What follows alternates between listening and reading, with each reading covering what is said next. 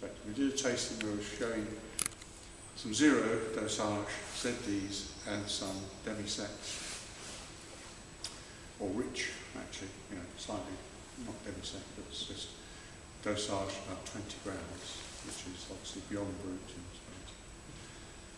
And without a shadow of a doubt, the ladies did fall into the two categories, really.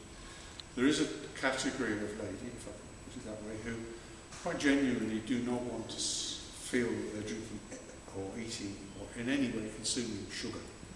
Sugar is such a disgustingly bad word that, you know, it must be good if you can have a wine that doesn't have sugar.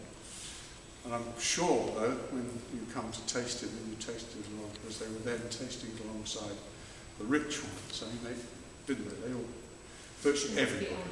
You have to be honest. Yeah, the rich was really.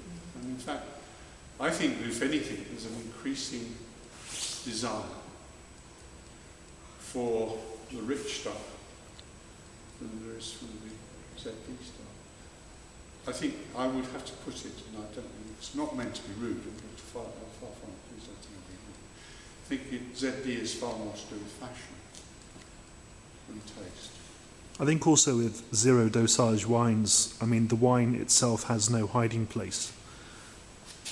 But I think there's also a misunderstanding that about dosage itself, how important dosage is to the wine, to have harmony in the wine. Well, I think I usually do this when I'm showing you just actually freezing machine, you know, but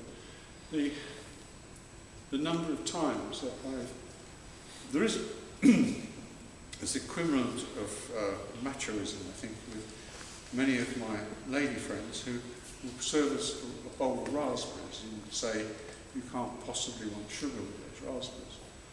And I'll take you 2 bowls of raspberries away and I'll put some sugar on one and not on the other, and then bring it back so you didn't know. It's always repeated that there's so much more raspberry flavour with the one that's got the right amount of sugar on it. If it's got too much sugar, of course it tastes, I mean, Ribena is the most disgusting drink, isn't it? Because it's so sweet, yet it starts with something that's so aggressively acid that you can't believe that it could come out as sweet as that. In between that black currants actually served in jam, for example, but what you're really still left with the acidity there, and suddenly the black currants really taste. Raspberries really taste with the addition of a bit of sugar. Without the sugar, the acidity takes total control of the wine. You get away with no sugar, or in fact, it's not a question of getting away with it, but it's in many carvers you will have brut nature, which is zero dosage, because the acidity is so low. If you were to add any, the sugar would imbalance the wine entirely.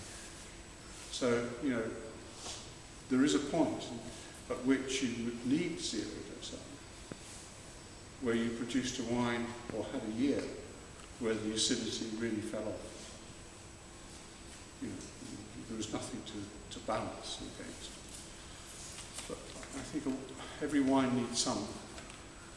If it's going to be produced in England at the moment, I don't think I've come across a wine that you would get close to saying that this is better with no dosage.